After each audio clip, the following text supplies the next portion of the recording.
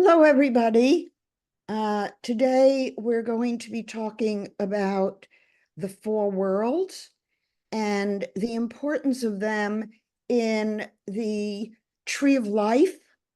I want to introduce you to the real synthesis that is behind human design and how the four worlds are part of the process of individuation in a human being.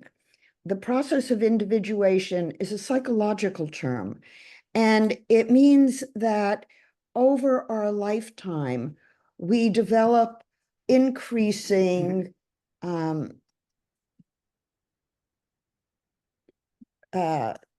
this is weird.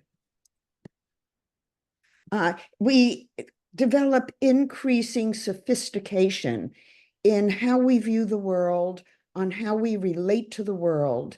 And as we evolve in our consciousness and move up into an actualized self, we refine our perceptions, our way of being, and we integrate spirit increasingly into our consciousness.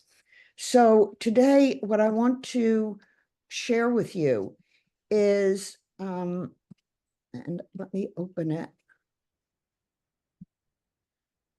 I want to share some images that will help you visualize the way the evolution of consciousness begins to move in your unconscious, and how the body map shows us the pathways through which we need to integrate information as we experience challenges in our life. So I'm going to share some images. The first one being the four body maps. I went over this yesterday, but I want to go over it with you again because it's so crucial that when you're looking at the four worlds and the matrices, which are part of what the Tree of Life tells us is how we operate in the world. According to the Tree of Life, we live in the mental world, the spiritual world, the emotional world, and the physical world. Now, in the human design system, Ra only worked primarily with the mental world, a 64-gate matrix that has, if you don't count the 20, 57, 34, 10 as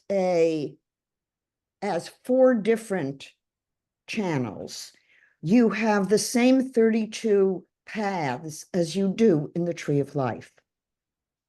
And that's relevant because each path of intelligence in the Tree of Life gives us a task that we must rise to the occasion of in order to move to the next level of awareness in our unconscious evolution to self-actualization.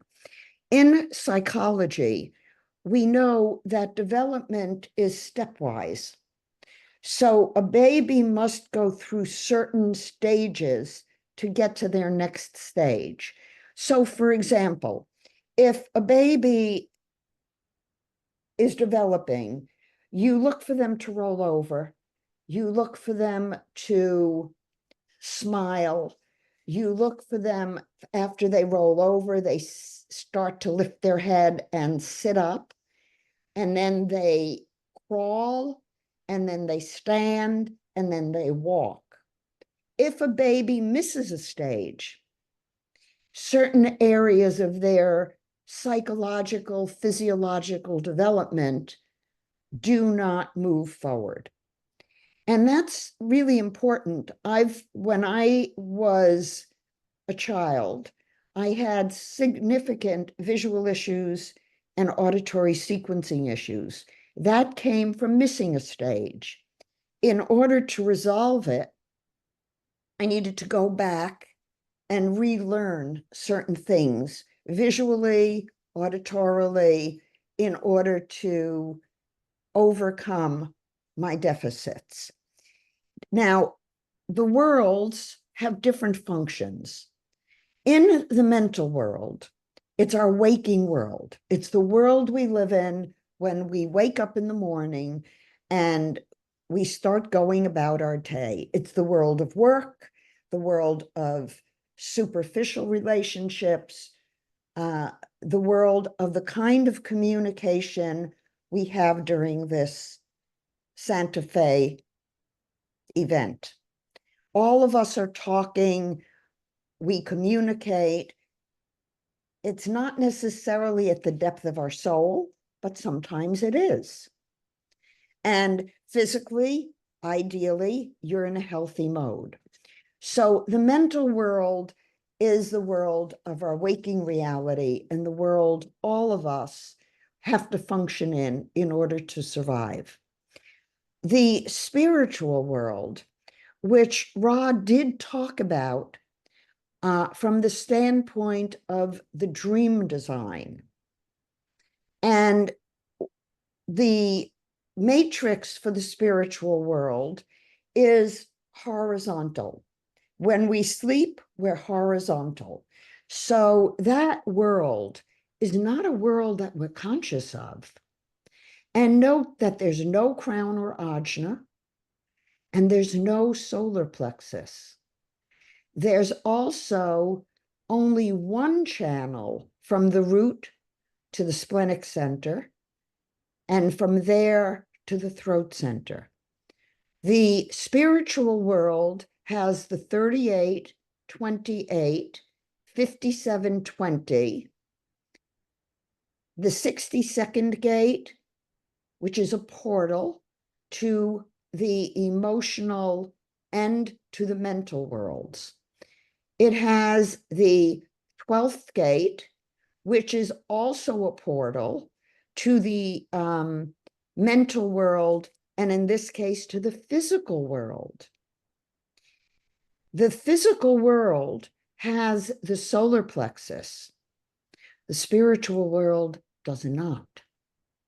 So through spirit, we can access emotions, but in an ideal world, we've taken reactive emotional stuff from the physical world and transformed it through spirit and the emotional world to spirit.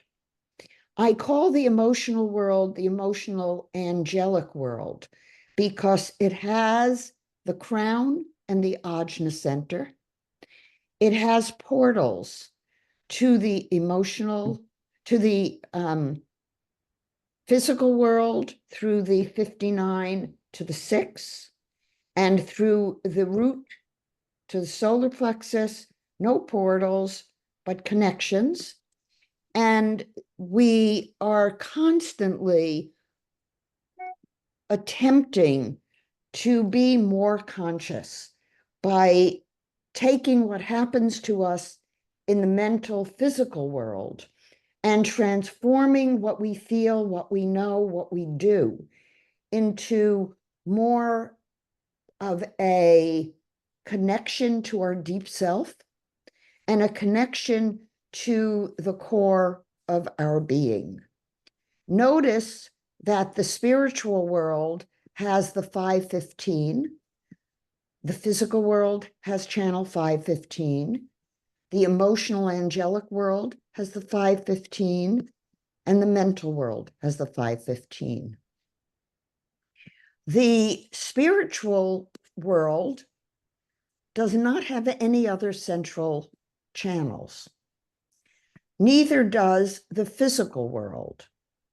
What that tells me is that when we deeply connect with the physical world at our spiritual core, and we take care of our physical body, that gives us the capacity to ascend to higher frequencies of energy. When I'm looking at noble energy maps, I'm looking at charts that are in all four worlds. And I'm looking at them prenatally, natally, and postnatally. Because in the pediatric literature, it has been documented that in the first 3 months of life, a baby is a neonate. They're not fully developed yet.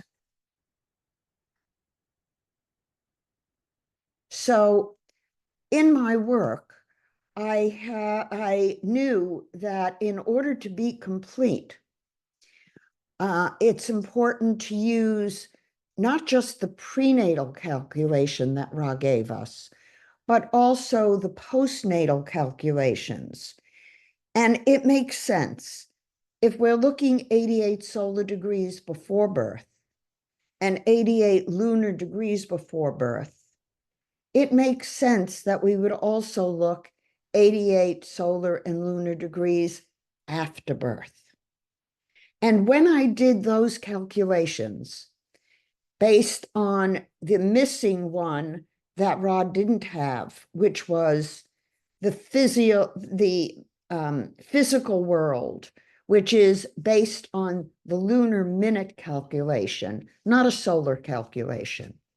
And I did that in order to differentiate my twin kittens, who you've probably heard about, one of whom, Joe, died at age 10 of cardiomyopathy, and Ruzel lived to be 18 in perfect health. And yet they were identical twins, so identical that when they were babies, I needed to use a Sharpie to mark some place on their body so I could tell the difference between the two.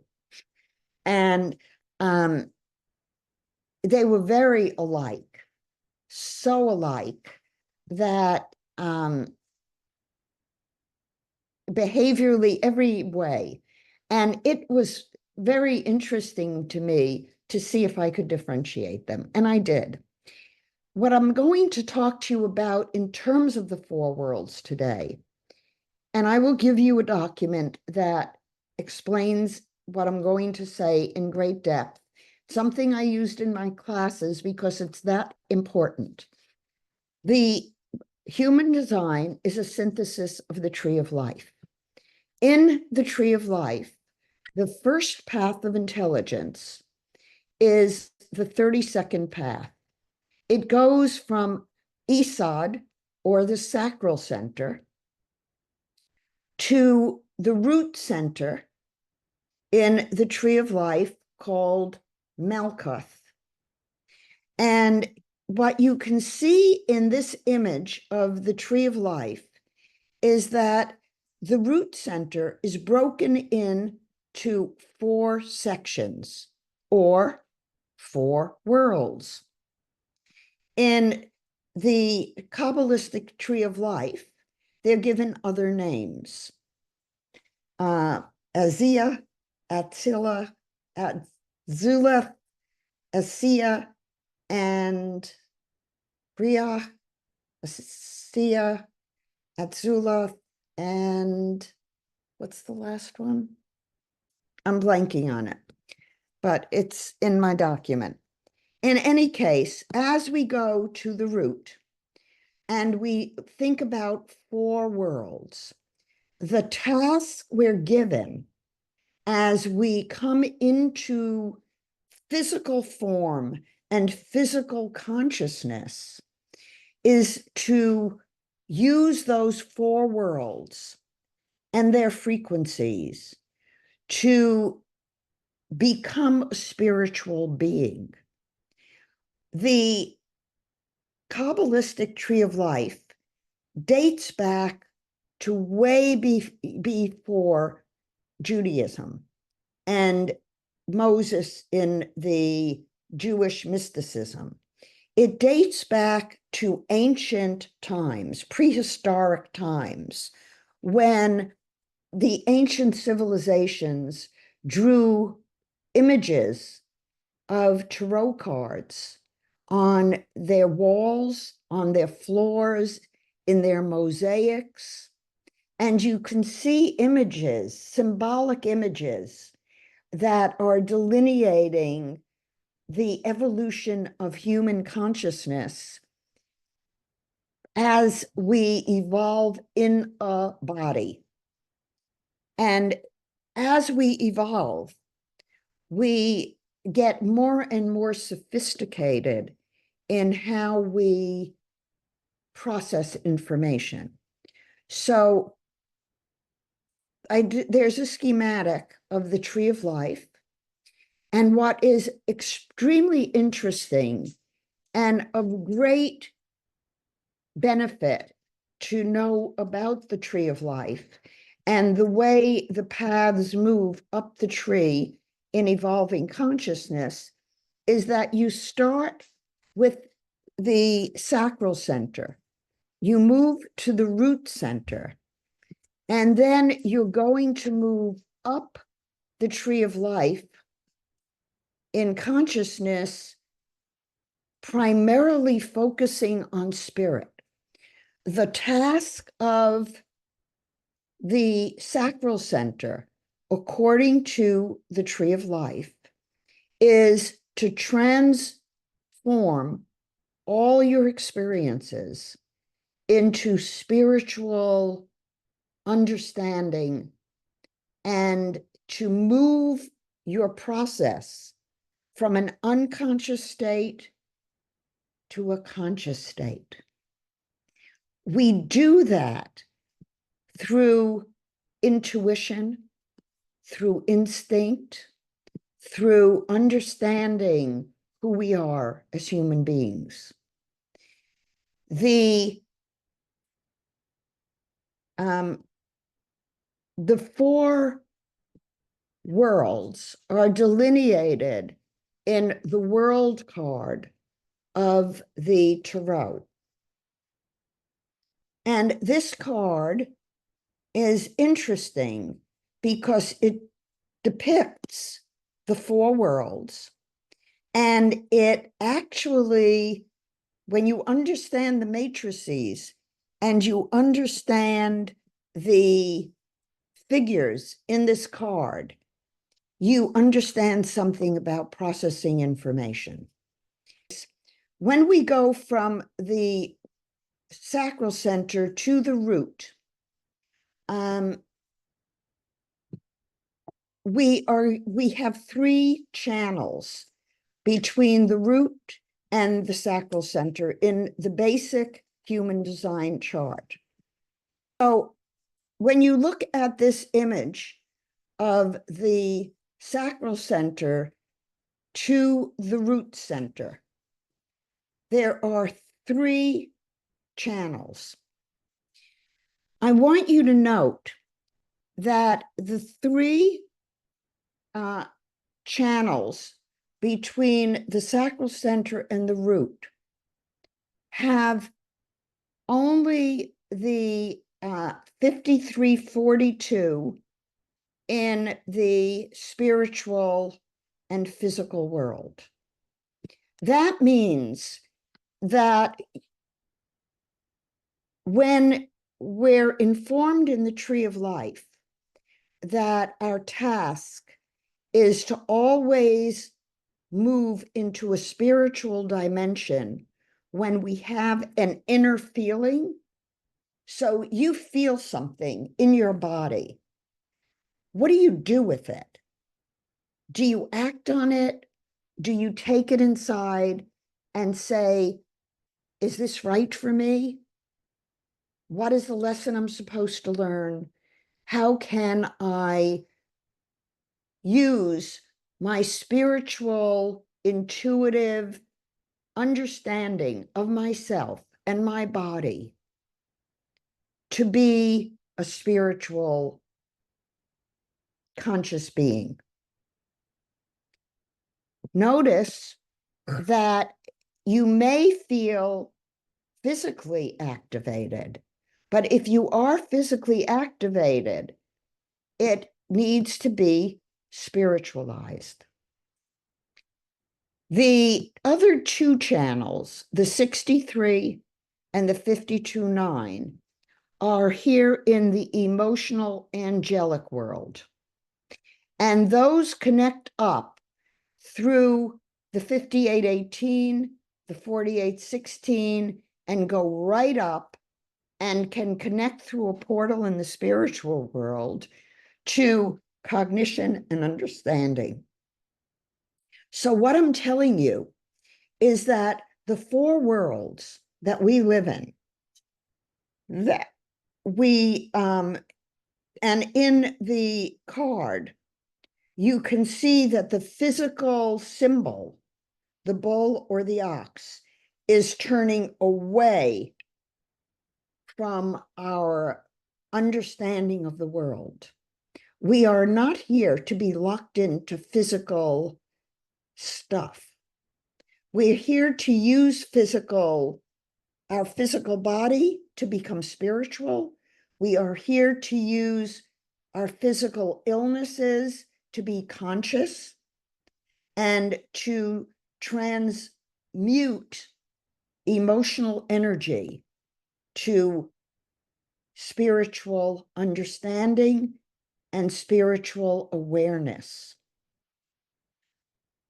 In the body map, we're told to move into more awareness. Notice also that the tarot card, the world, is delineating the four worlds. And the four worlds are very much like the worlds that astrology delineates, the elements of the worlds. So here we have the human representing intellect, consciousness, self-awareness, and self-reflection in Aquarius.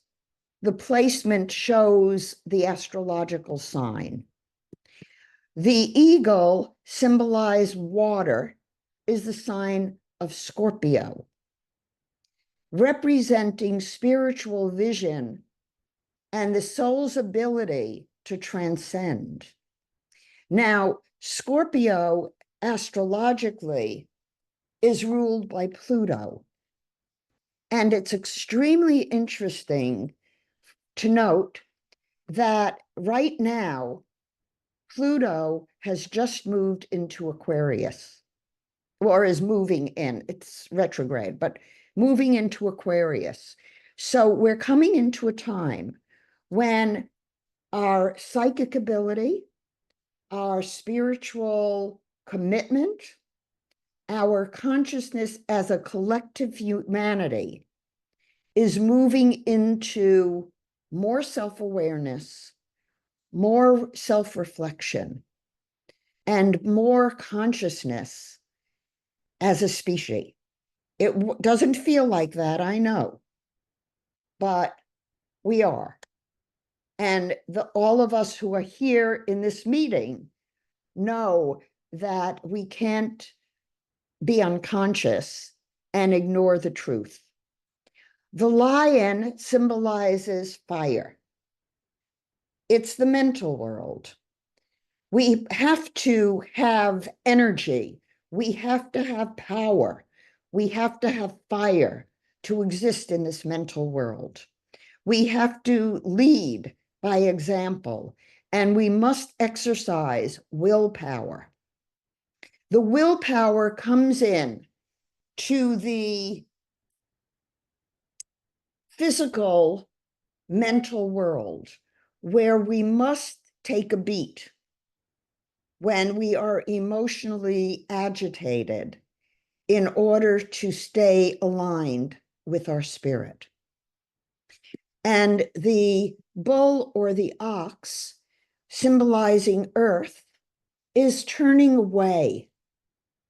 It mirrors the matrices, interestingly enough, where the physical matrix only connects to the spiritual world. And when it is in the mental world, the physical world activates emotional reactivity and pushes us back into the spiritual world.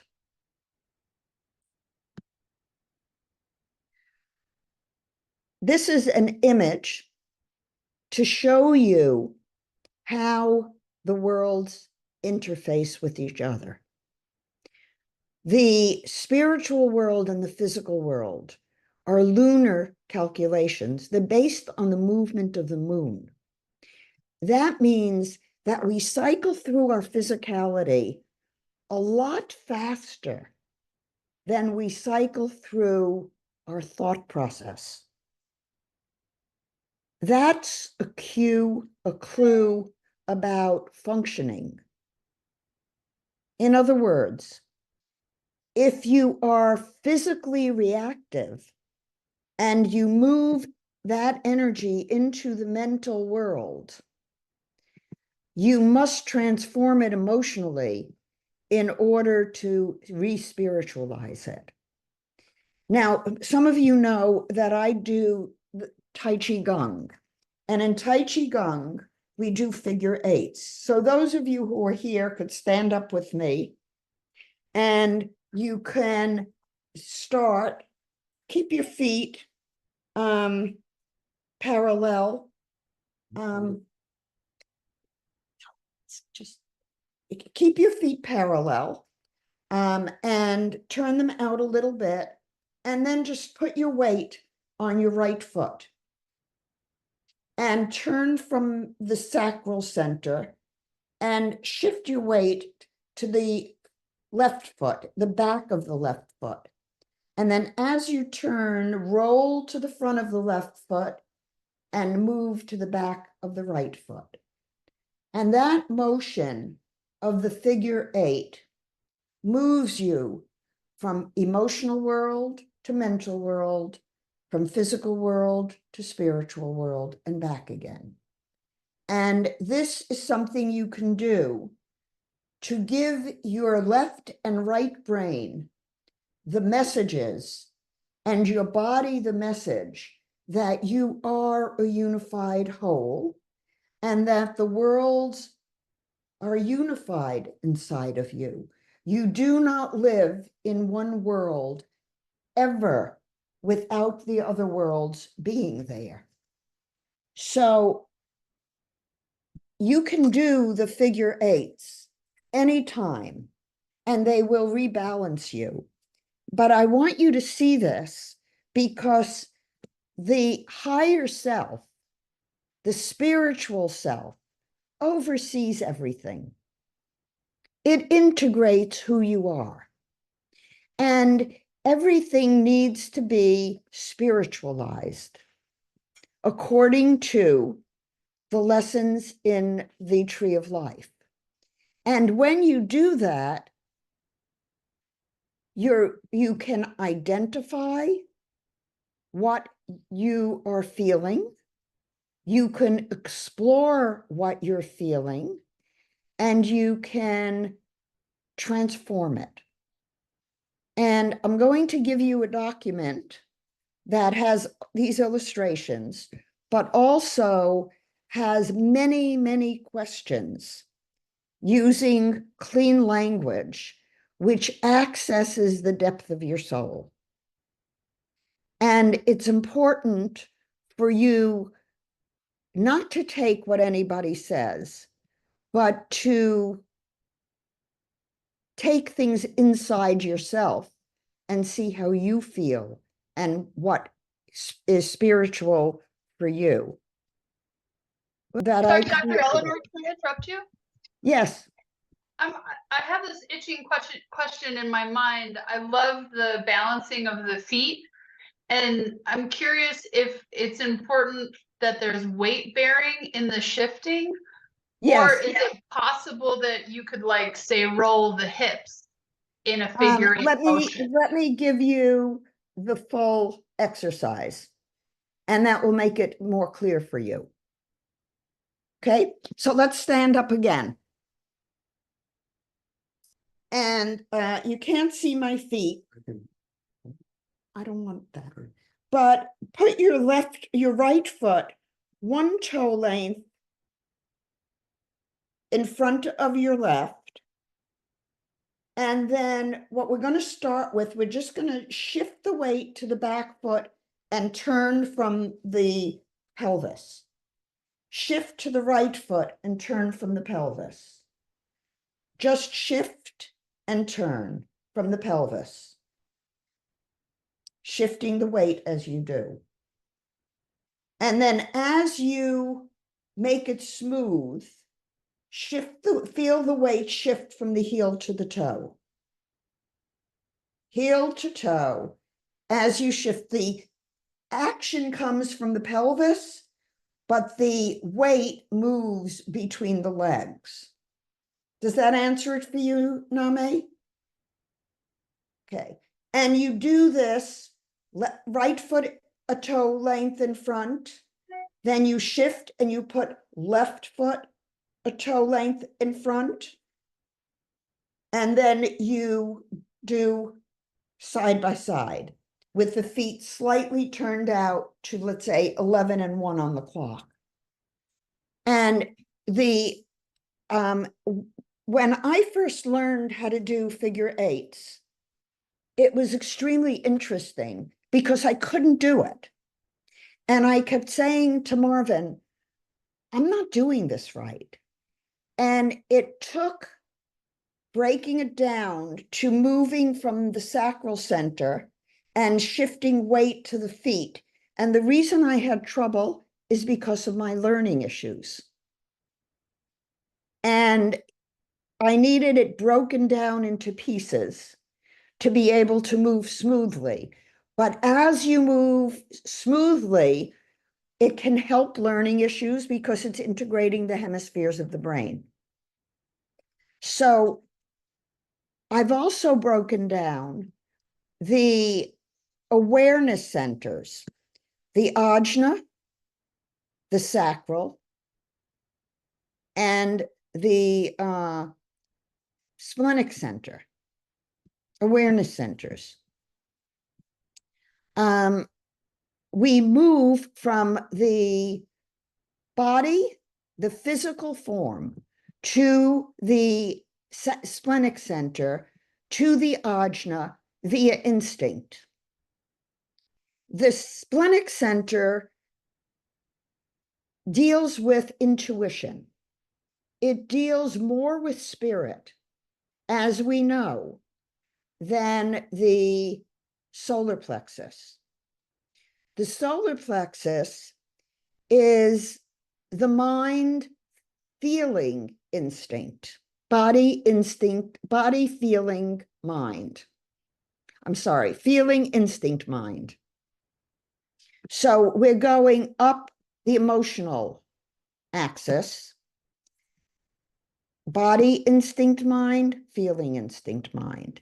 The instinctive aspect of the solar plexus originates in the physical body.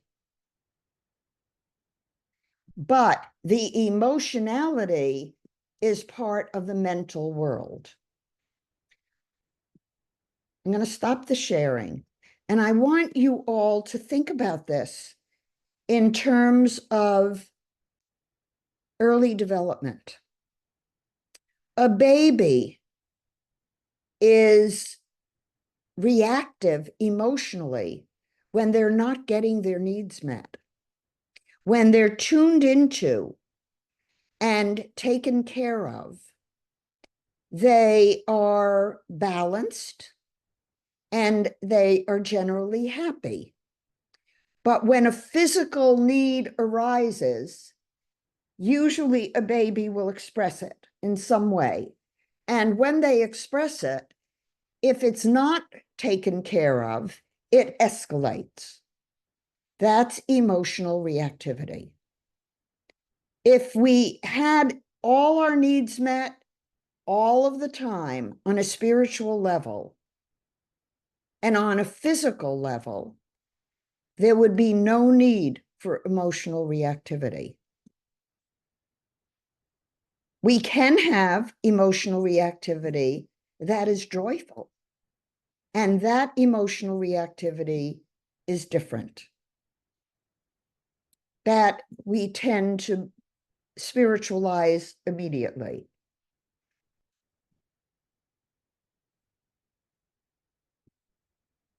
There are very interesting ways of dealing with spirit.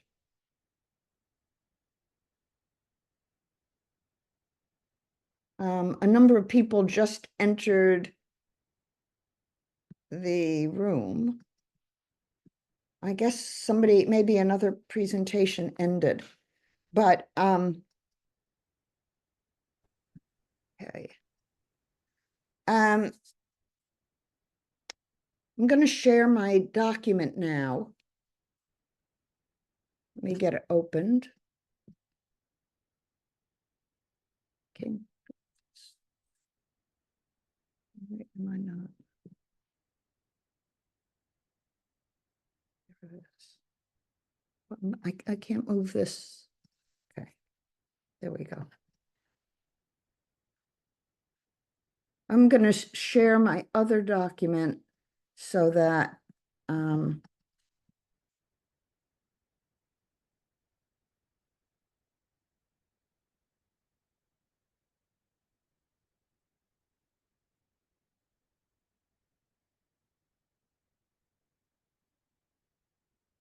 I want to give you some questions to work on.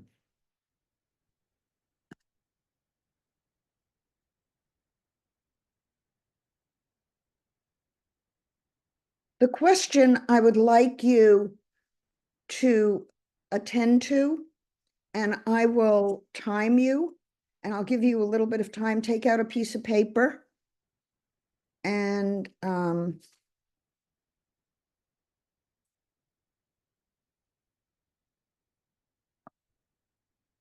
give you a minute to answer this question.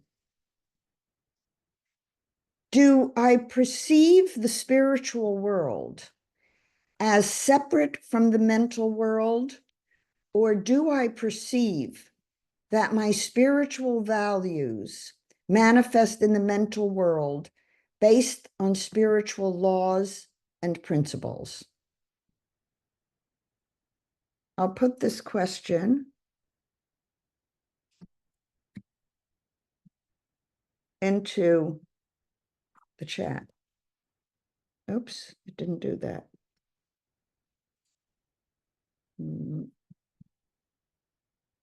I'll time you. I'll give you a minute to answer the question.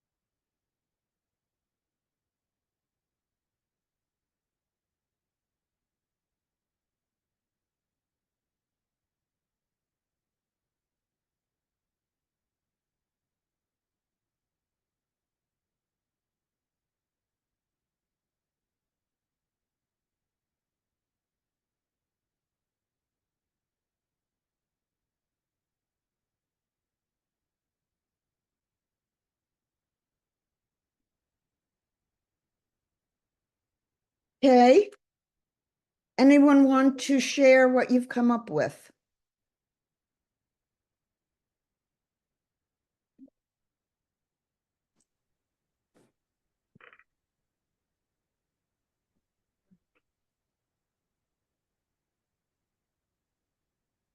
Gallery view.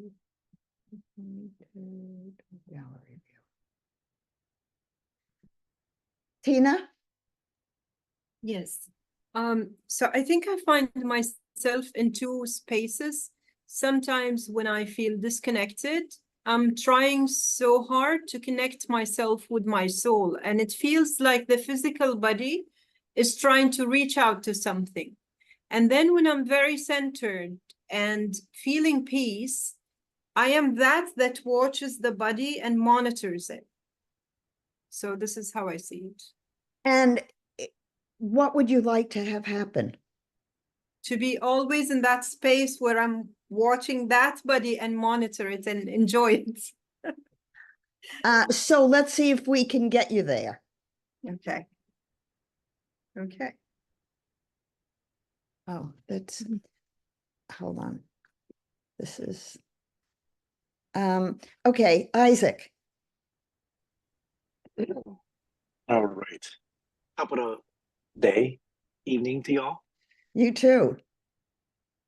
I wrote down, I perceive the spiritual world as a separate world that I can utilize to be, but is integral into the fluidity of the other worlds.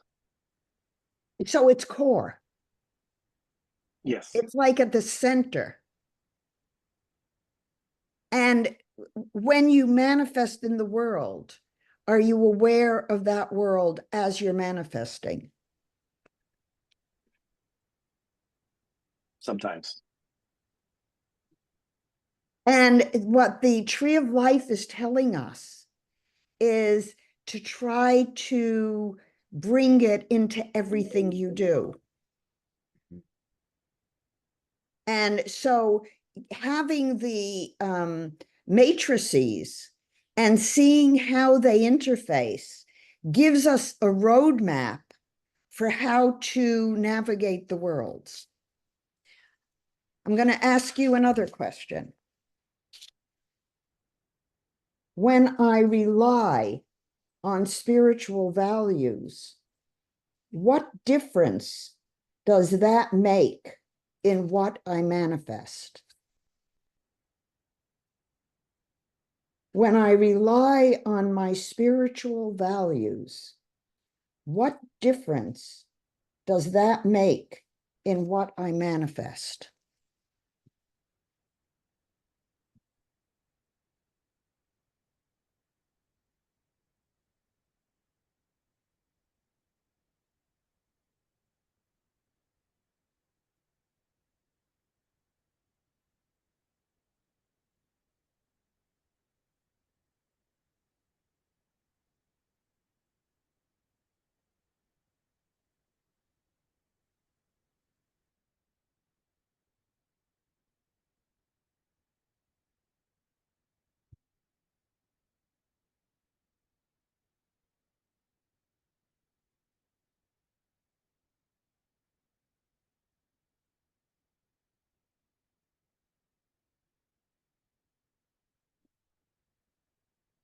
Janice.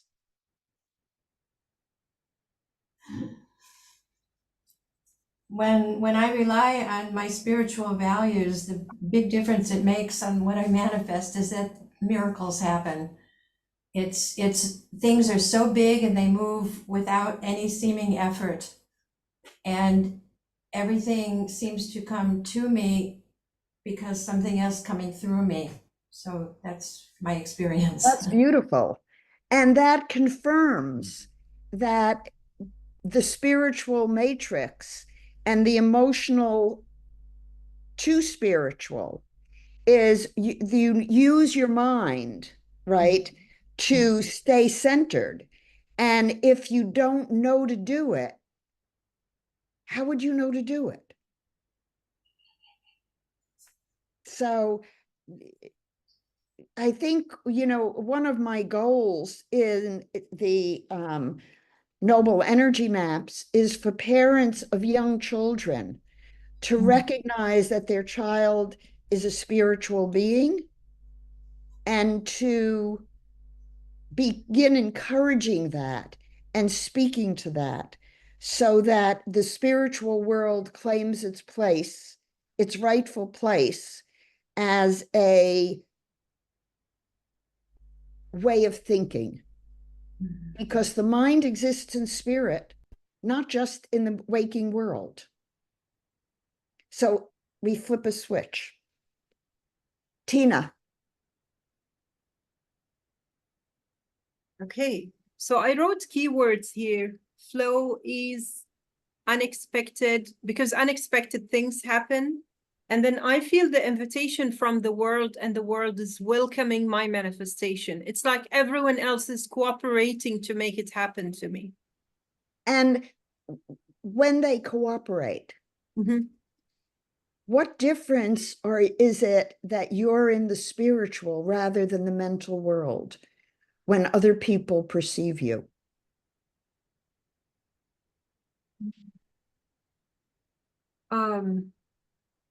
There is ease, there is deep connection.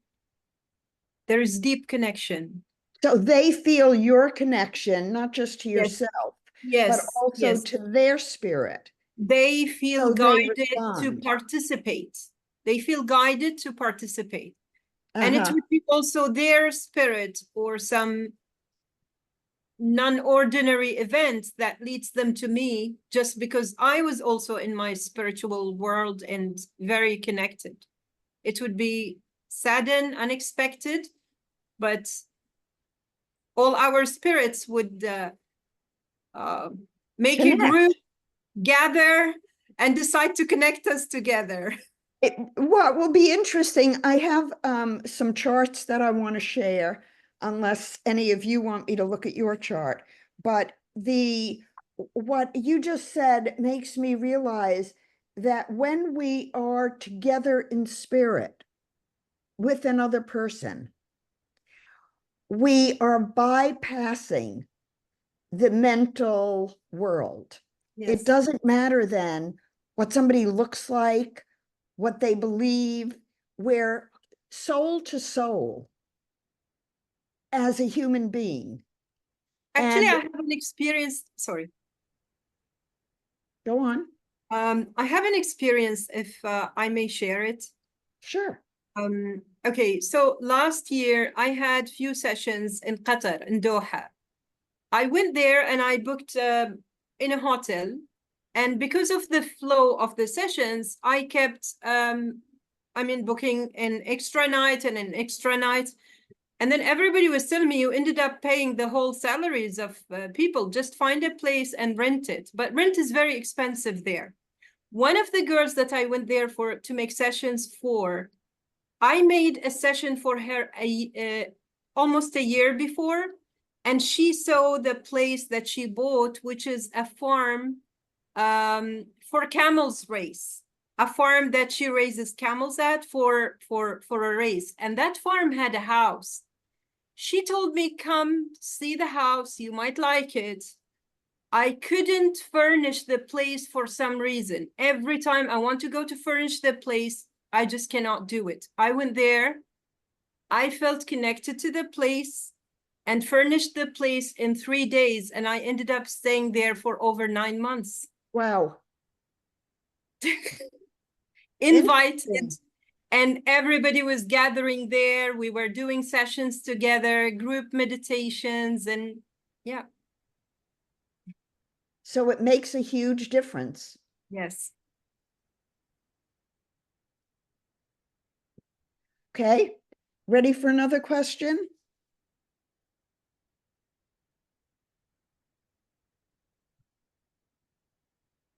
Do I recognize daily synchronicities that show that the divine exists in the mundane world? Yes. Do I experience divine synchronicities that show that the divine exists in the mundane world?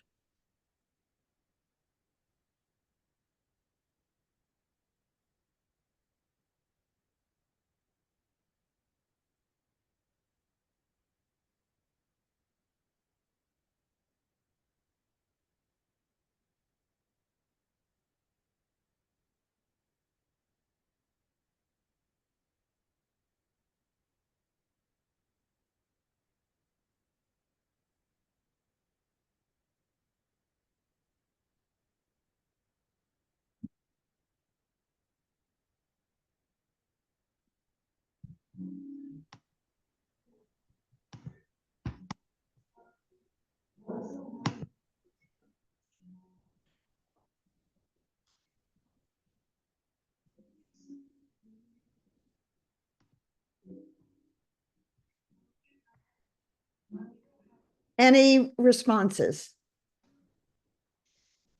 Tina? Okay, I think this is where I struggle because most of the days I feel disconnected from that synchronicity, especially when my mind is working on something and I want to figure it out and I want to achieve something or start a project. And then I ended up losing track because I kept following that mental process, trying to figure out how to do something. But the whole project might be not the right project. So it may require you backing up into spiritual trust. And if you're obsessing mentally, you're not trusting that the divine is going to give you the answer if you go away and relax. Yeah. Usually, if I'm in that state where I'm working on something, I do my figure eights. Okay. So when I do figure eights, is when I'll often say, okay, God, tell me what I'm supposed to do. Tell me what I'm supposed to write. And within minutes or hours, I'll get a download. And that's what you're looking for. You're looking for something that comes from spirit. Yeah. Yeah. But the more you notice synchronicities, the more they occur. Yeah, of course. I mean, when I'm in that flow, it continues for like days. But then when I'm Don't get ready, out of that flow. yeah, yeah, You have to watch to not get pulled away. yeah. Dr. Eleanor, can you mute Dirk Rob? Yeah, oh, yes, I can. If I can, wait a minute, I know how to do it. Hold on.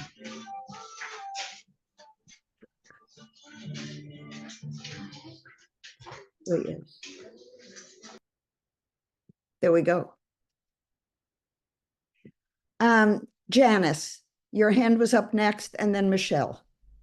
Yeah, at the moment, I only feel divine synchronicities when I'm in full service. And right now I feel like I'm in a holding tank. You are always in service. Yeah. So begin to acknowledge that your thought process, when you extend it to the cosmos, Mhm. is in service. Okay. So instead of telling yourself you're not in service and denying it, open to the fact that you are always in service, just at another level, and that will reactivate it. I feel that what you're saying, the way it registers in me is that when I'm trying to do instead of be, but I am always being in service, but there's the physical activity of being involved in community and being involved in people, but I'm connected to the cosmos. Visualize the group, a group, and then send energy. Yeah, okay. So that you're in service in action. Okay, that involves also mind and heart. Yes. Okay, thank you. Michelle. Hi, should be working now. Can you hear me? Yes. Okay, good. For myself, I would say that is probably the strongest connection that I have with the divine. It's not, I get some form of like a synchronous moment every day. It isn't always in the same day. And then it'll feel like it completely drops out and just disappears like a empty, you know what I mean? Like a very empty feeling. And over time, I've learned that just means that it's not ready yet. Uh-huh. And then it will, you remember, I don't know if you remember seeing my kids like with their birthdays and their weights, and they're 6 years apart, so They are same exact weight, same exact length, 6 years apart, born at the same time to the minute. So like those kind of things where that was a really big thing for me because I struggled with my daughter on a parenting level, really connecting with her. But having my son, it kind of made a really strong family connection. And those numbers being exactly the same for me really was a divine showing of the synchronicity that, you know, my two kids create for me. And that took Right. 6 years. And you know, when children are born 6 years apart, they're not considered psychological siblings. Yes, and I can see that in the two of them. And you saying that is one of the most beneficial things that I have ever heard, because my daughter used to beg me for a sibling, and then I have her brother and she wants nothing to do with him, you know? So it's like, I'm like, oh my goodness, what do I do? But that was very validating to me because it helped me to understand how to handle it and how to work with the two of them. They can, your daughter could be a teacher for her brother, Yes. a support, and maybe if you talk to them about the spiritual connection and point Okay. it out to them, because that is a synchronicity between the two of them. Right. Okay. And they may bond spiritually, while on a psychological, emotional level, they may be not close siblings. Right. Yes. If at some point, maybe not today, or at some point, if you are able to expand on that, on how to talk with kids about that, that would be really beneficial for me to be able to I'm work happy with to them do like that. that. Maybe we can do it in one of the classes when we look at your two children's charts. Okay. All right. That would be really good. Thank you. We're at the second hour now, and I think what I'd like to do is share some charts and also talk to you about clean language. And I'm not just here to teach you about charts. I'm here to give you some skills in the four worlds, because what I found in my work with, and I'll switch to the speaker view to talk to you about this. What I found in my work as a clinician over 50 years is that communication was the most challenging aspect of being a clinician, because I specialized in couples and relationships and consciousness. And what I found is that the ordinary language we use in therapy just did not work. It didn't go where it needed to go. And I discovered in each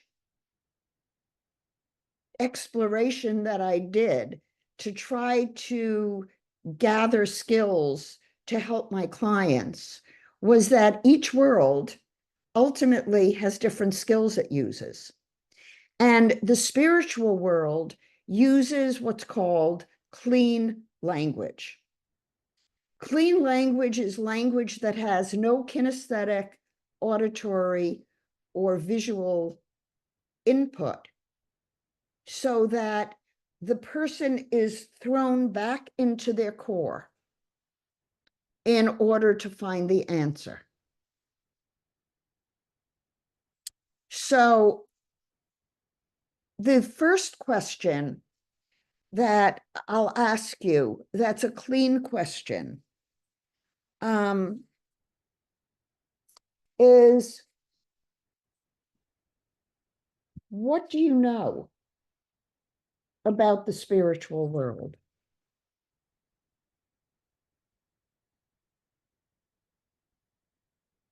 Take a minute to answer. What do you know about the spiritual world?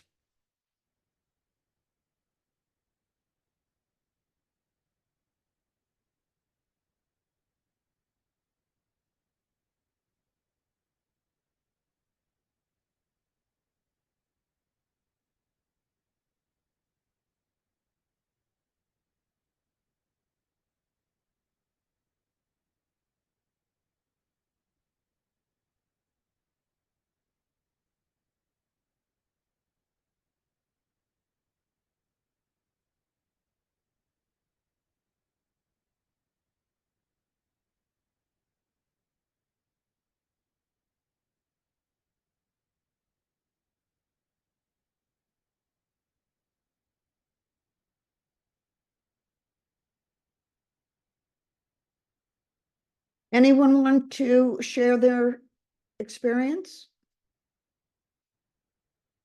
If not, I'll give you another question. Raven says it's freedom from God.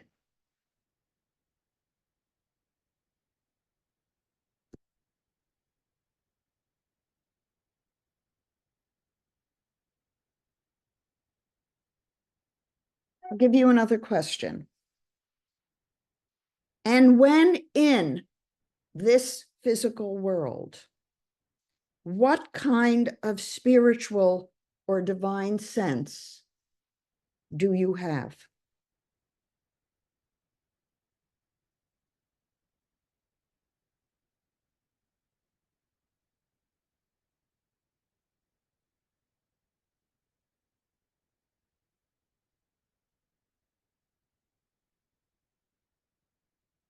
Oops, I didn't put the timer on, sorry. See those things? Which things? Yeah, This? that's what you wanted. I know.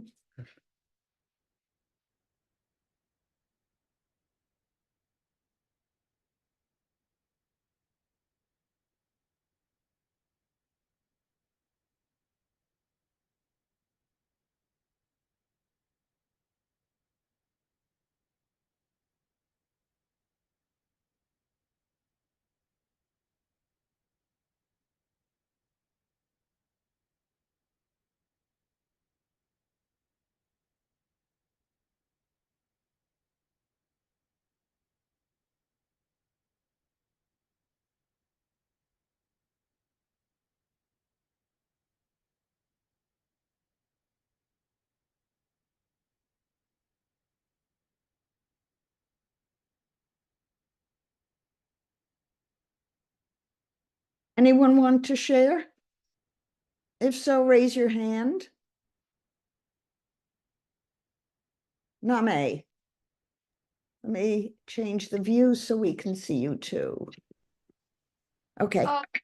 Yeah, for me, I recognize it most when I sense the light in other people's eyes, Mm. or when I sense like a body posture like open towards me. And also in the animal world or in nature, that's where I sense spirituality or divinity the most, aside from synchronicities, which have been named. And do you spend sufficient time in those places? Yes. Sort of. Yeah, when I don't feel overwhelmed by the mental pressure or the pressure I put on myself. Yeah. Spend the time before your day starts. Routinely, what I do is I try to get like all the ick stuff done so that then I have time for myself. So I'm holding the question of flipping the equation. It's being with nature first and then doing the mundane. Even if you spend only a little bit of time, Marvin and I start our day every day with prayer and meditation. Because otherwise that gets lost in the shuffle. So, okay, Tina and Janice. So for me, there is no specific time or place, but there is a sensation that feels very, very defined to me that happens around this area from the heart. It's like a circle that is present here. It's a magnetic field. And then when it's there, I can only connect to it and download what's in there. And can you call upon it? Yes. Excellent. But sometimes I'm not focused to do that. I could do that in seconds if I just If you decided. focus? Yes. Yeah.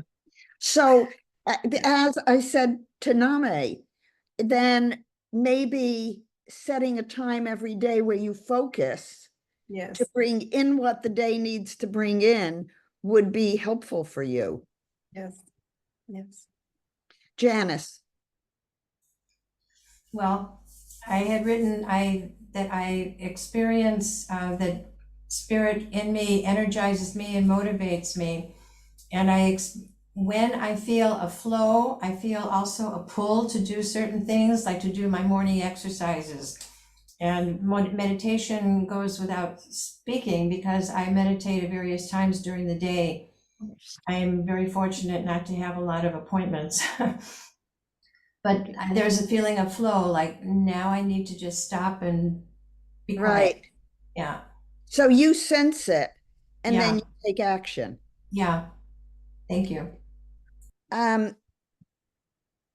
I would like to share some charts now. Let's see, I'll go to speaker view. I'm not getting to speaker view. You're gonna go outside. Okay, you're gonna go outside. So I'm just scrolling to like find you like a storm. You don't have one of those like. Hey, Kimberly, can you turn off your audio, please? Okay, so I'm going to grab a couple of charts. I can find them. Hold on.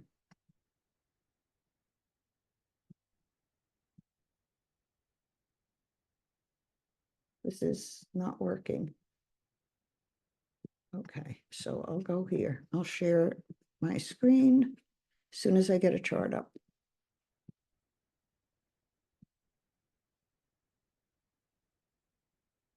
Okay. No. Okay.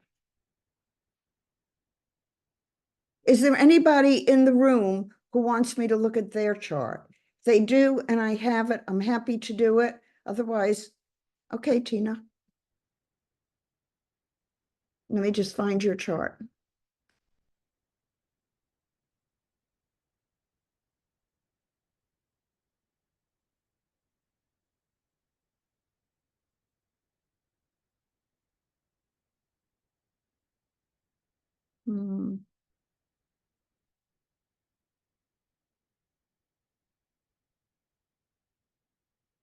I don't.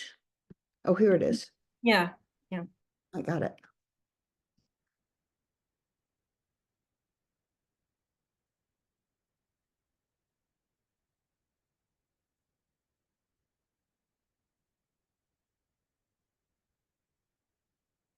Oh, did I not record?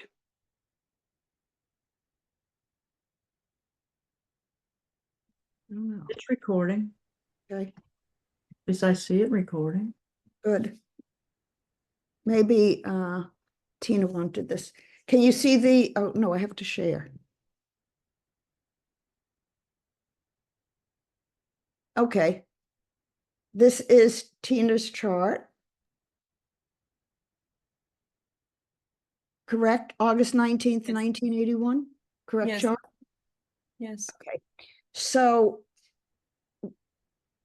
very interesting. Let's start out by looking at the root center and the sacral center. Notice that, maybe I can make it a little bit bigger.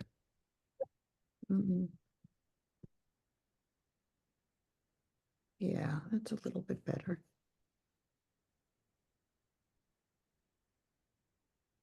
Let's look at the integrated first. In the integrated, Tina has 3 formats coming from the root center, but only one of them connects to the sacral. And the one that connects is an emotional world channel. So let's go back to the charts and look at where things connect in the root and where they don't. She has the 60 in the spiritual, she gains the 53. That would give her the connection to spirit between sacral and root when there's a transit, or if it connected somewhere else. What we do see is the 63 connects in the postnatal solar minute, which is the emotional world, occurred 2 days after birth, and is a connection, an attachment. So, Tina, did you feel a connection to your mom? Yes, And is she spiritual? yes, very. So She your sees- spirituality she sees connected with visions and- hers? Mhm. Sorry. No, say what you wanted to say. Yeah, I said she's spiritual and she used to see visions and tell us what's going to happen sometimes. So the 2 day after birth is when a baby attaches, and often when the mother begins to really connect with the baby, because the milk comes down at 2 days. So whether or not a baby is breastfed or not, the mother's hormones connect the mother to the baby. And it's interesting that it's the 63. It's a channel related to breath. And it's also interesting that you always keep the 4629, and you don't end up with another additional central column. But that says, if we look at the integrated then, that, well, you do. With Chiron, you get, why didn't I see that? Oh, there it is. In the basic design, you have the 214 with Chiron. Now, your north node and your south node, 31 and 41. 31 is here in this throat, and 41 is down in the solar plexus. So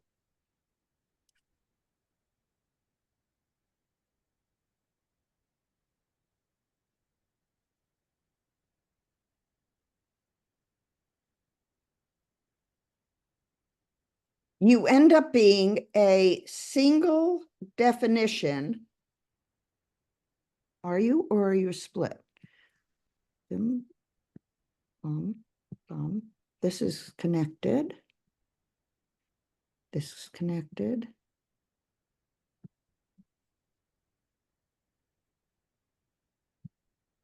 So what you were saying about needing to wait for the connection, your root sacral self is not connected. It's connected to the solar plexus. So you have the solar plexus, you can transform emotional energy through the 59th hexagram, and then it gets to the self. But you have to wait until something tells you that things are hooking up. They don't just hook up. It's a person, it's a transit, it's something that you know. And things have to come together. The split has to be connected. You have, your immune system is giving you a lot of input, but remember the axes of awareness. The heart center to the throat, to the ajna, to the splenic center does not connect to the sacral. So you're going to know intellectually, but you have to wait to feel it in your gut. Yes. Or you feel it in your gut and you have to wait for confirmation outside of yourself. Usually it's mental first. It's mental first, yeah. Well, why would that be? It would be because the emotional is not getting up to the head. Mm. It's going through, and then you have to, so just because you have a split doesn't mean you have a split. Mm. Mm. It means that if you have all the channels, we all have all the channels, Mm. but we have to wait until we know because we know. And Is that it can coming- come. Is this why I sometimes need to talk? I just need to vent somewhere and talk to someone about what I've been thinking about, and not necessarily listen to their advice, but just that venting would make me realize, because I did that to my business consultant earlier today. I think I pissed him off because I kept venting, and then I didn't listen to his advice at all. He's like, are you venting or asking me for advice? And then I told him, you know what? This is the wrong project. This is not what I'm thinking of. Forget everything I told you. But I just needed to let it out and maybe communicate with someone. And this is when my guts told me there is something wrong about what you thought mentally was right. So you feel it, and if we look at your basic charts, you have an open splenic center, except in the postnatal solar. So you need to take that into account, because when you're around people, you're picking up on their energy. Hmm. And that energy may fuel your solar plexus, Hmm. or it may fuel your splenic center. Hmm. And it may or may not be you. Hmm. So you're an empath, Hmm. and there are times when you're going to get the mental stuff from the people you're around. Yes. And that may not be right for you. Hmm. And if it's not right for you, then you need to not listen. Hmm.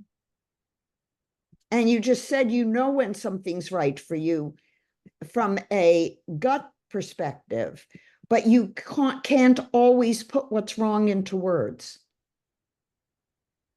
Yes, like sometimes logically things sounds right, but then I'm not sure. But when I'm sure, I know I'm sure. I do not take any consultation. I don't go and ask people when I'm sure.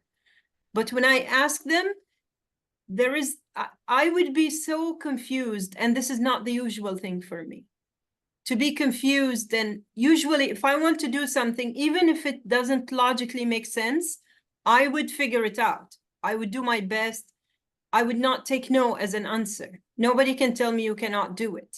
Right. So I don't get confused when I really feel it's right, but when I don't feel it's right, I just need to go somewhere and maybe get confirmation, or somebody tells me, no, this would not work, or, but I would feel it first that I am not sure about this. Do you have an animal? No, unfortunately. I love dogs, but If you could get an animal, that could bridge the split. mm, Or going out in nature could bridge the split. not much nature around. It's all cement here. Yeah, okay, but yeah. There is something that could bridge the split for you when you're in that state, other than getting more input mentally. Maybe being in the presence of someone has Which channel? some of the channels that you don't have, that would bridge the split, but also someone who you trust isn't going to contaminate your energy. Okay. I think I know who's that. Yeah. I'm going to stop the share. If anybody else wants me to share a chart, I will. Otherwise, I have charts I can share. I want to ask a clarifying question, Dr. Eleanor. Sorry, Isaac. Is when you were naming about is it Tina being Yes. an empath? I'm Yes. wondering if you'd be willing to identify what about Tina's chart communicates to you that she's an empath. Sure. I agree, by the way, Tina. Just saying, I want to see it in the chart. Mhm, mhm, mhm. Can you all see the chart again? Or did I not share it? I opened it. I guess I didn't share it.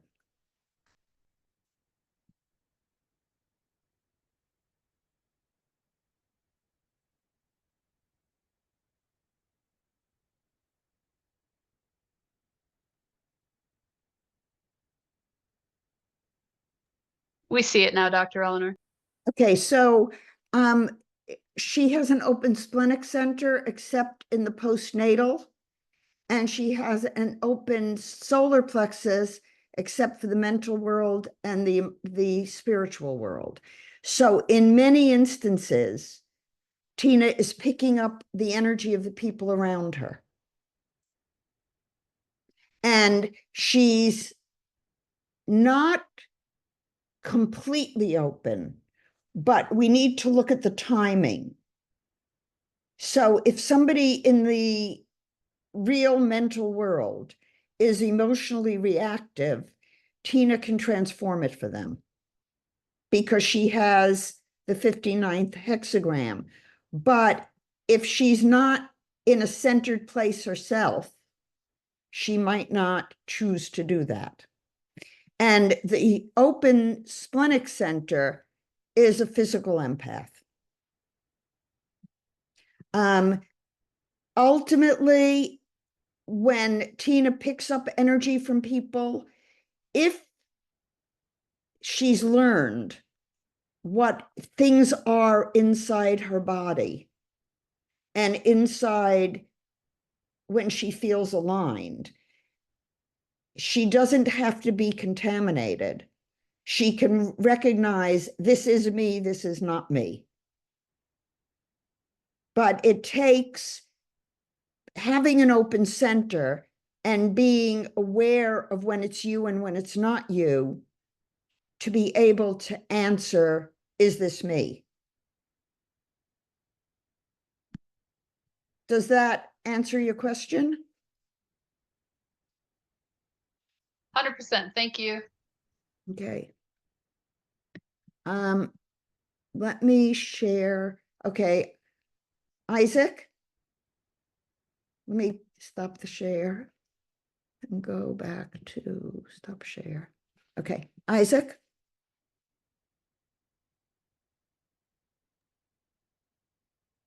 Yes, I mean, you can share my chart.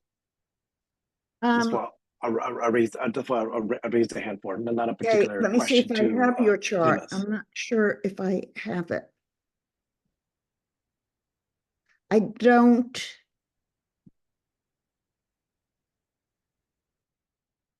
I don't have your chart up.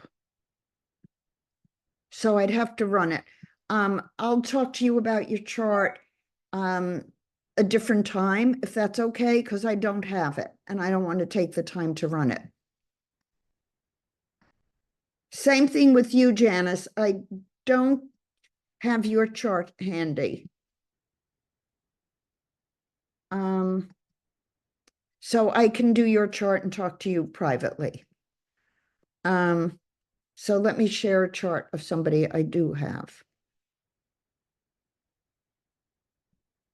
I can share, I'm going to share my chart.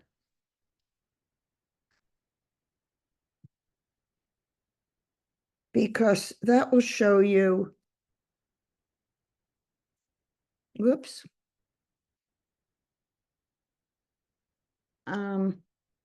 Let's find where I go to share my chart. Okay, this is my chart. Oh, why? Oh, because I did all of them. Okay. Wait a minute. Prenatal, solar, prenatal, lunar. Yeah, this is it. As you can see in my chart, I have the root to the splenic center to the throat, considered a manifester.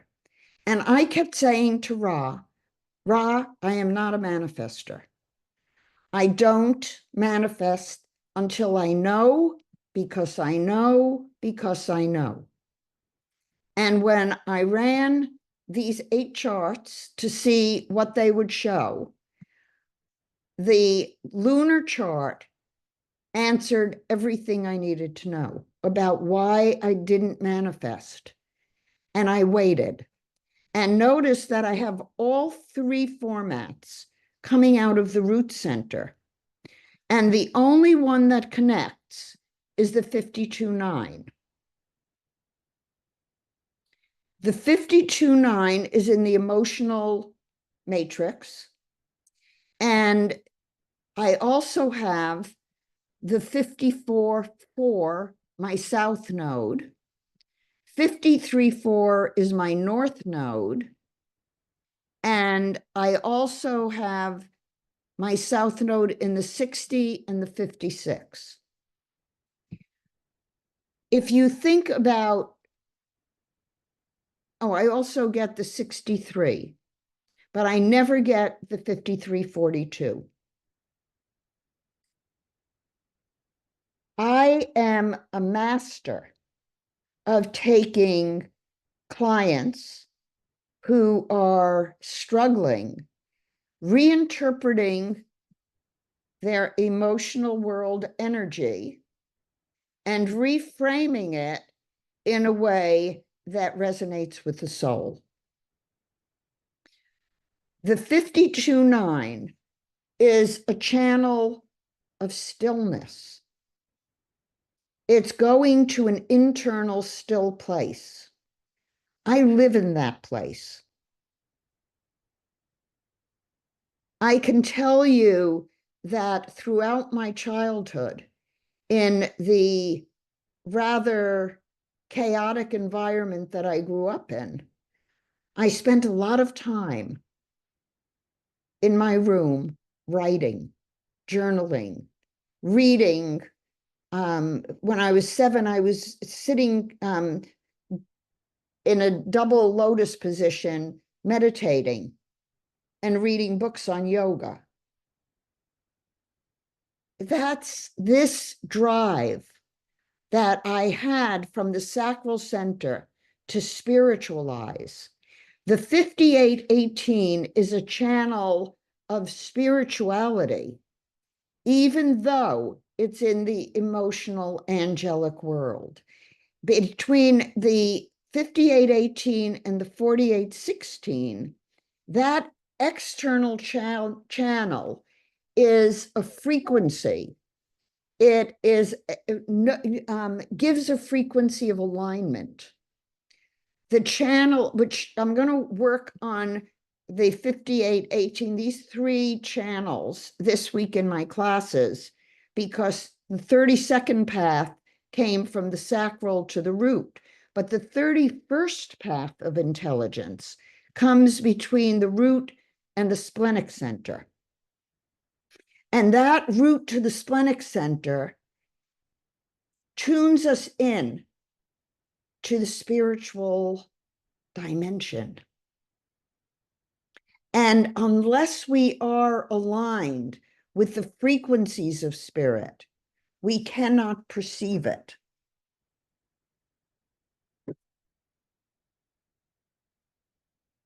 What else do I see in my chart?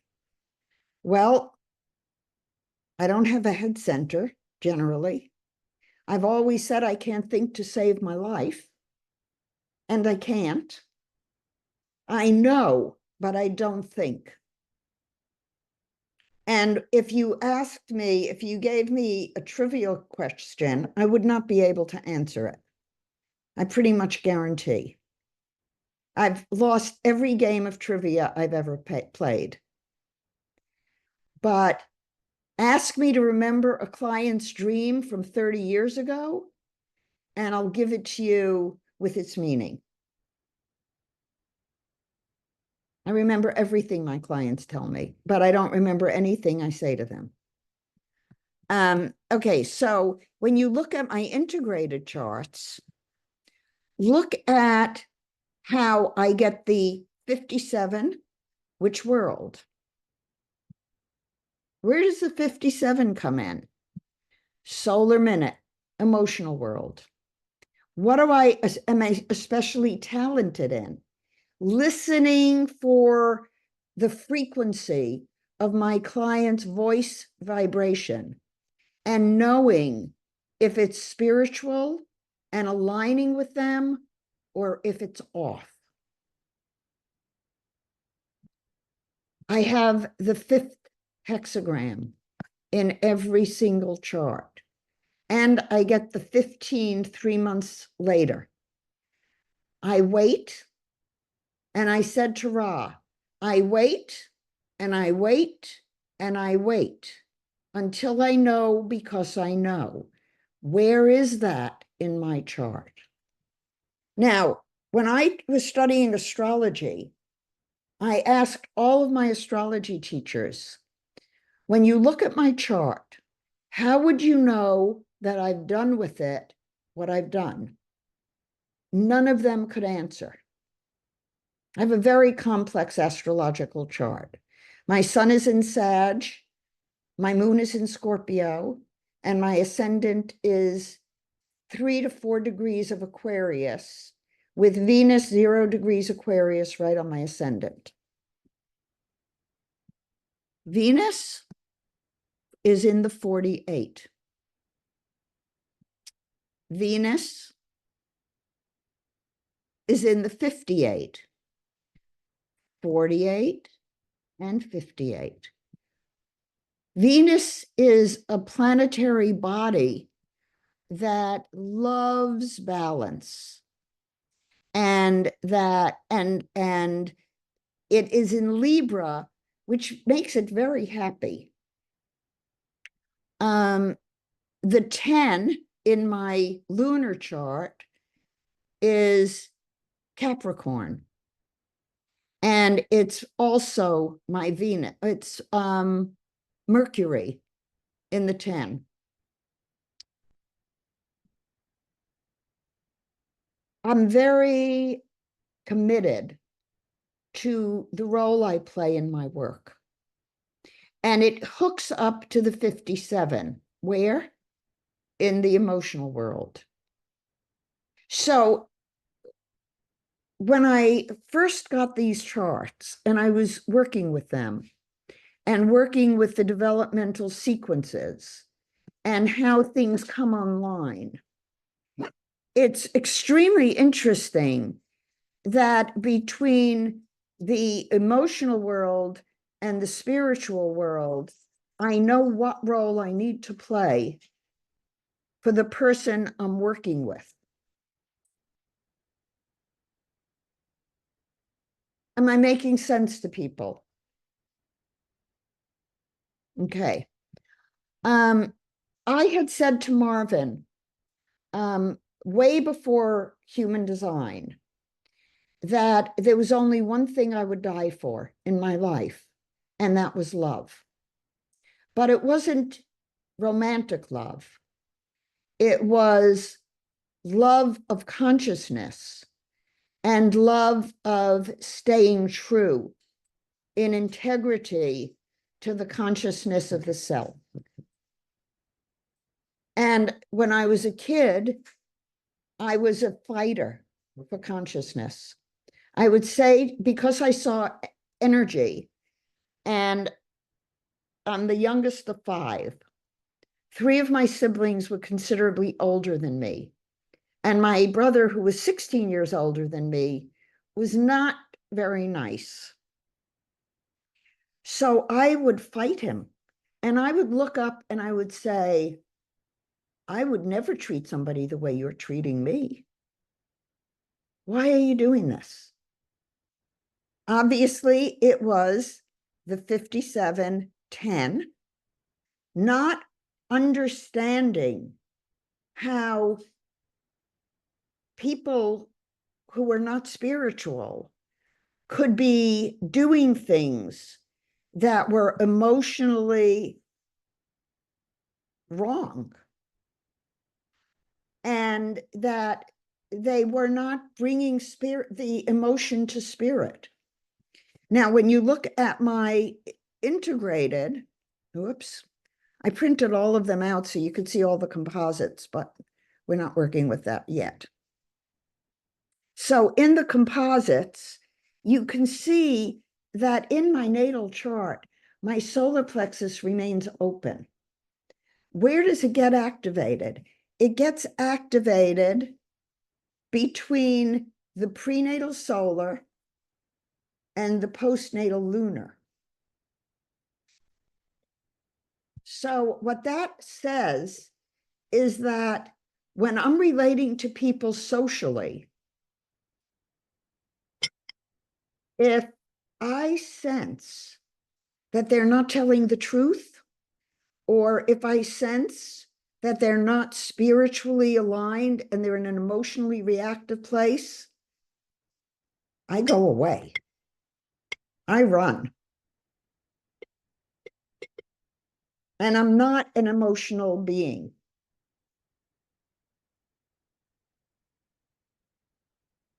I can probably count on one hand the times I've gotten really angry. Doesn't happen very often. But when it does happen, I generally cut the person off because I've been lied to or deceived. That's what happened with Ra, by the way. But it's a composite channel. So I'm always, it's a relating channel. It's not a personal internal channel for me.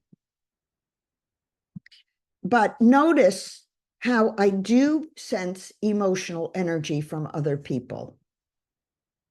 And then because I get the definition, there's something I can do with it postnatally. When it's postnatal, it's being manifested in the real world. It takes time, but it does. Now, I printed out composite charts for you to just see. So in the program that I'm using, which is my son's program, and if you're interested in a beta non-developed version, you can let me know. And I can communicate that to Charles and he can sell it to you or not. But when you look at all of the composites, prenatal lunar to postnatal lunar, I'm a generator. In my prenatal solar minute to my postnatal solar minute, I'm a generator. In many of the composites, physically, I'm a projector. So all of these charts are what you ideally are going to do in your head. Or Charles's program will print them out for you. But I recommend that you get a blank body graph and you color in for yourself. So you learn about where things turn on and where things turn off. Very important, because things came online over time. So you are predisposed to things coming on over time. I generally, as a rule, tell people not to make a decision for about a week, to make sure you've cleared it with all of your spiritual energy. Spirit does not rush. Spirit has all the time in the world. When I'm doing a clean language session with someone aimed at accessing their spiritual core, I generally ask them a clean question like, and that issue, what do you know about that issue? And then I say to them, take all the time you need.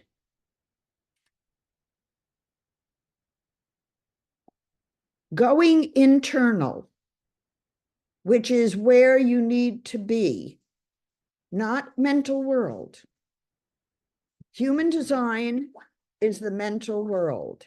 And many people who've been told they're one type and that's all they are, have been disempowered by not knowing that they are much more than one single type. And especially for reflectors and projectors, Name let us know that in the 140 charts of the people at the summit, there was only one projector. And there were only 4 generators out of 140 people. 99% of the population are manifesting generators. So what you can do is take your composite chart, your integrated chart, and look at where things turn on and off and what that tells you about yourself. This is about you. It's not about somebody telling you who you are. It's about you looking with some intelligence and asking yourself core questions about the 4 worlds and how you live in them. And live in the spiritual world. Don't live in the mental world. Act in the mental world, but live in your heart and soul. If you're living your life in the mental world, more than likely you're miserable. You're not doing what you love doing. You're not with people you love being with. And I can't even imagine if you're working a 9-to-5 job. I've never had one in my life, so I don't know what that is. But I've been blessed to have designed my life with the freedom to do work I love and love the work I do and love the people I work with. And so work is not work. Any questions, comments? I'm happy to spend the rest of the time taking questions or comments or whatever.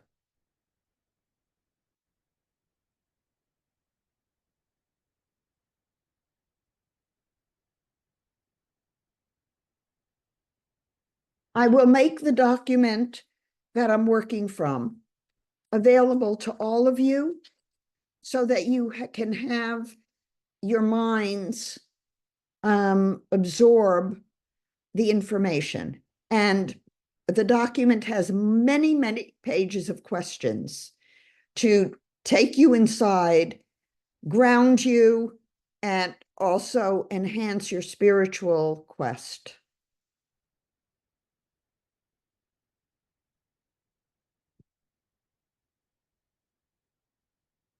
I have a question. Okay, ask it.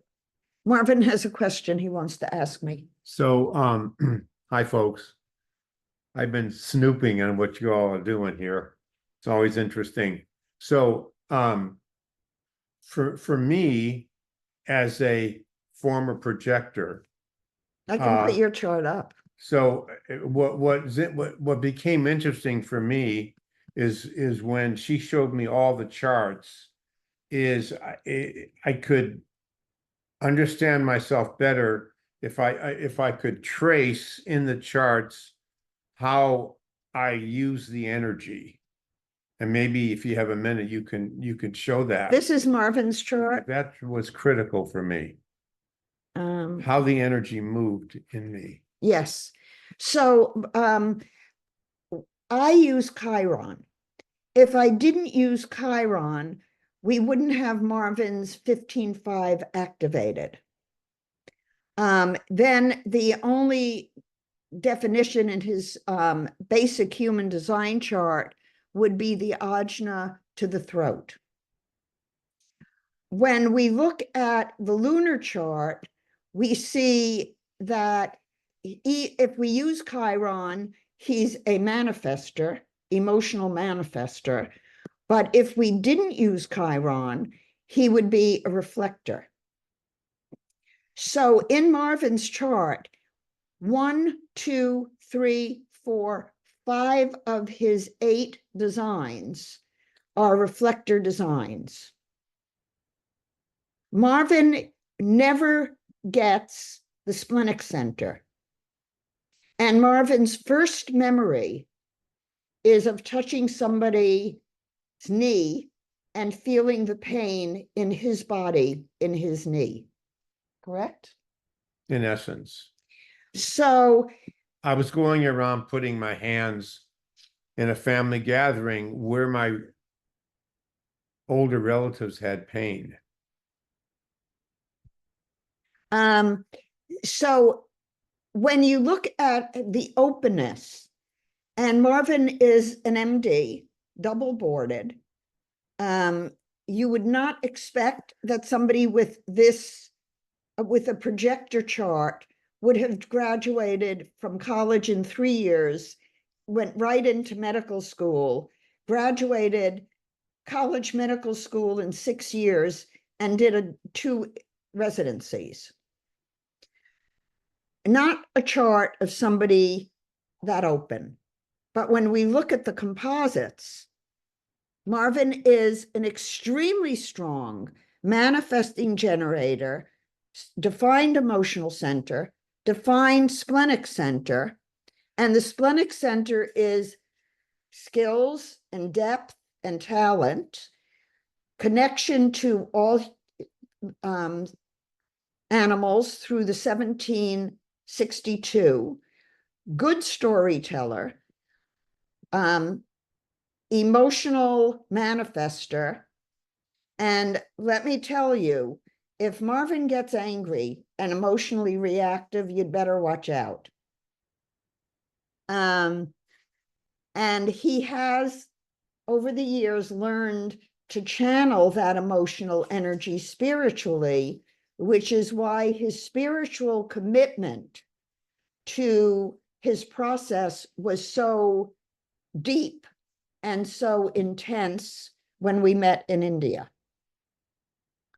But he has all 3 formats, not the spiritual format coming out of the root, but the 2 emotional world formats going right up the center, down to the, through the 2551 and up to the throat through the 4521. Very strong manifesting generator chart. Yeah, I could tell Dra to shut up, and he shut up. That's right. Well, Marvin didn't know when we met Ra what his birth time was. And Ra was absolutely adamant that he could tell what time Marvin was born. Until we got his birth certificate and Ra was completely wrong. So It all depends what he was smoking at that time. probably true. We loved Ra. Yes. He could be very charming, and he was a wonderful storyteller, even when he was telling us about his escapades. He was fun to have around. He was was. entertaining. No Marvin question. and he went to hockey games together a lot. Yeah. Okay, so we have 5 minutes. Are there any questions or comments? If not, I will do another meditation on the 4 worlds. And Name likes that a lot, I can see. Okay. Let's find a comfortable place where you can be internal. Breathing in through the nose and out through your mouth.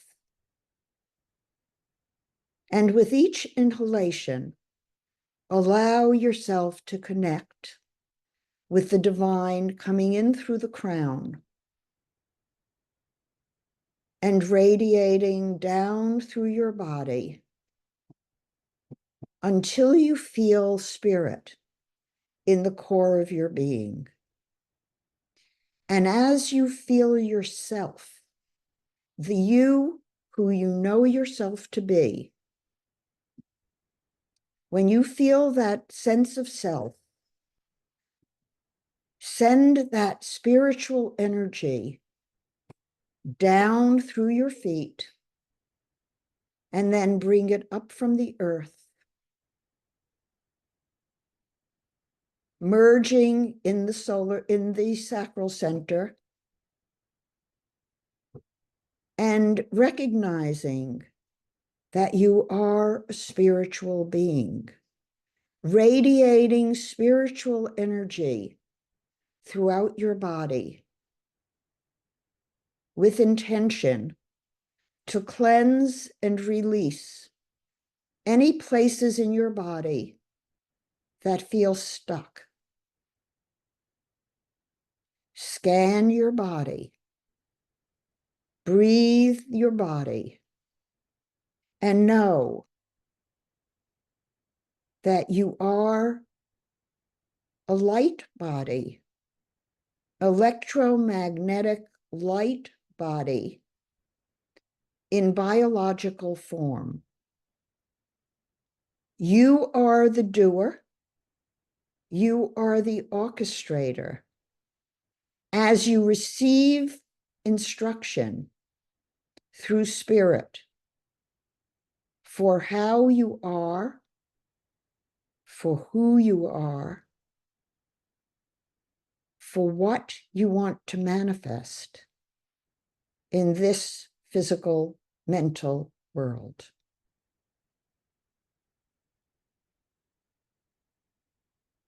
You recognize that you are a spiritual being, and that when you manifest in the mental waking world, you are manifesting love, love of self, love of spirit, and love of fellow man.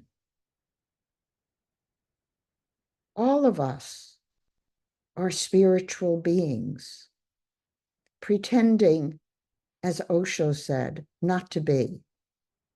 But as you reclaim your spiritual core, and as you work with your spiritual core to rid yourself of any false beliefs, of any false assumptions, false conceptualizations, you are empowered, empowered to manifest the full potential that was your birthright.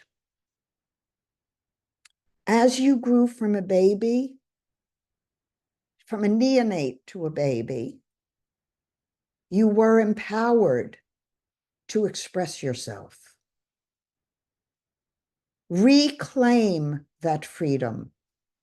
Reclaim your birthright as a spiritual being living in the world, manifesting your true potential and beginning to reclaim that potential as you recognize that you live in a mental world, a spiritual world, an emotional world, and a physical world.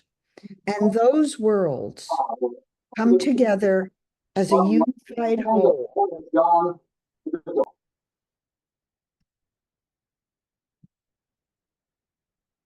And as they come together, you're empowered. Each breath empowers you anew, and each exhalation releases stress and tension completely. From this place, deep inside yourself, allow the energy of spirit to grow. and come back into the room empowered, enlivened, and committed to your multidimensional nature as a spiritual being here to spread the light, the love, and the energy of consciousness. Open your eyes, fully awake, alert, and ready to go on with the rest of your day and evening.